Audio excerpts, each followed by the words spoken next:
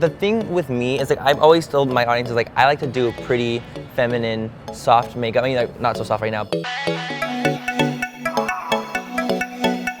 When you first decided, like, I'm actually going to put myself out there, put myself online, was there anywhere that you went to kind of be inspired or just to even find the courage to do that? Right, honestly, I found inspiration from YouTube, like, and from Instagram as well. Like, I had seen a couple of other boys doing makeup on the Instagram platform, not really on YouTube ever, like, at all.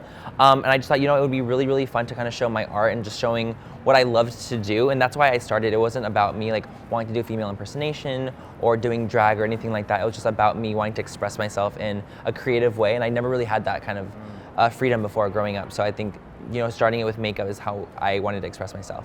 Well, shows like Drag Race have come around now. Yeah. That's a gender non-conforming show. Totally. How do you think that has influenced the beauty world? Oh, it totally has. I feel like it's really just showing another form of art, and I think that it's really, really influential, like taking, for example, baking, for example, or like taking really, really dragged out liner and things like that. Those are all things that the drag community have been doing for years and years and years.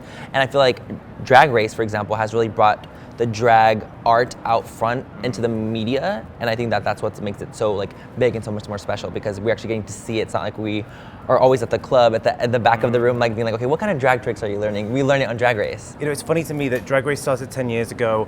YouTube is kind of in that Right, 10-year-old phase, and it's almost like we've seen over the last 10 years people's minds shift. YouTube's Right. so personal as well. You let people into your personality. Totally. How much do you think that showing the person behind the beauty has influenced, where we are today? So honestly, I think that within like 5 years ago plus, it was about beauty influencers online were very like just a facade, almost like it was just kind of like, this is what we're doing and this is all, like I'm just teaching you how to do something, and that it was never really breaking into who they were as a person. And I think that that's become so important, because I feel like that's what gives people influence, really getting to know people, become their friend, and getting to really make these connections with your following. And I think that's so important for the industry. Why do you think in recent years that the beauty and particularly the makeup industry has become more gender inclusive? I think that it's become more gender inclusive because I feel like it's what the followers want, and I think that that's like the cool thing about an industry is like if people are seeing a desire for it, like it happens. Like I just feel like it comes to be. I feel like same with like the beauty brands being more inclusive with showing men in their campaigns and things like that. I feel like it's because the demand from the following and from followers and just from consumers in general have been to be more inclusive.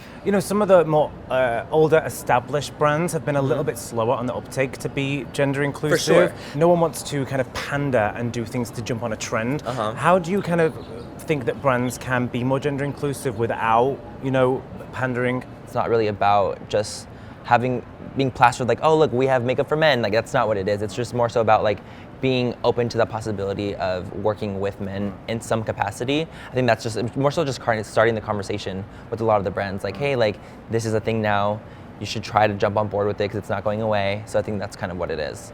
Yeah, the industry has been very female-dominated, Totally. Forward-facing. But it's funny that as an industry, it's actually a lot of men who sit in the boardrooms. Right. I know Revlon just recently had its first female CEO. How much do you think that needs to change in order for the beauty industry to change? I think it really needs to change. I feel like not sounding shady, but it's like, what do these big men and these big wigs like know anything about like what the consumer wants and what they need? And I feel like the cool thing about social media, for example, is we talk about product all the time and the importance of spending your money on high quality things. And I think that's what's really shaken up the beauty industry in general, because we're starting to realize like that these big companies are not trying to sell you great quality, they're trying to sell you a product to just get your money, and that's not what the consumer wants. That's not what we want for the consumer. So I think that's like what's really changing the industry a little bit. And I feel like women who are predominantly the ones that wear makeup just know more, and like they know what they want, they know what they like. And I think that it really needs to change. And I think that there definitely needs to be more women CEOs in the world. Especially in the beauty world. Right, it makes sense. Yeah. And yet you've just basically launched your own line, Lunar Beauty. You obviously are a man doing makeup, but you also have a big female following. Totally. How do you make sure that it does appeal to every one of your fans? The thing with me is like I've always told my audience is like I like to do pretty feminine, soft makeup. I mean, like, not so soft right now, but like I like to do makeup that's definitely more wearable and things that are not so like avant-garde all the time. And I feel like that's what appeals to my audience, because like they get to create the looks I do because they're not too hard to accomplish, and that's why I feel like really appeals to my audience and it like appeals to me in that way. And I feel like, for example, my brand coming out with my first palette, I want to do something fun and different, creating half neutrals and half brights. And I feel like it just appeals to a broad audience, and I haven't seen any other brand do that. So I wanted to really just kind of like push myself into the mold a little bit.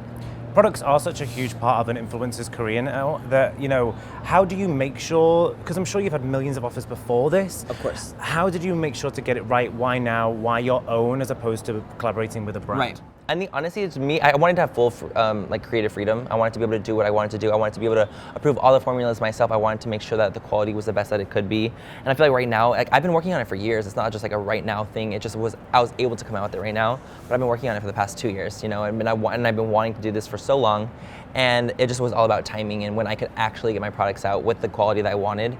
And luckily we did. We got it out with what exactly I wanted. How important do you think it is also to work with other influencers? Like you and Patrick Starr have worked together on different things.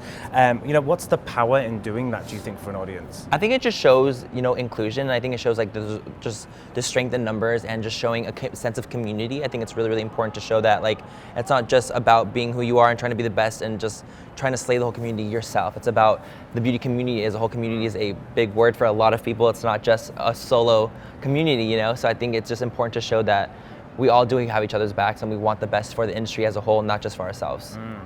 And yet, you know, 10 years ago, I don't think anyone could have predicted that, you know, it would be you guys changing an entire industry. Right. So, you know, what do you kind of think are going to be the big surprises over the next 10 years? That's a great, honestly, I feel like you're gonna see a lot more like influencer brands. I feel like you're gonna see a lot more of brands like so just personality based and brands that are really trying their hardest to really put out the best quality for the consumer. You know, at the end of the day, I think these big wig companies, they don't really have the best interests of the consumer. So I feel like us influencers do, and I think that's what's gonna make a big difference within the next couple years.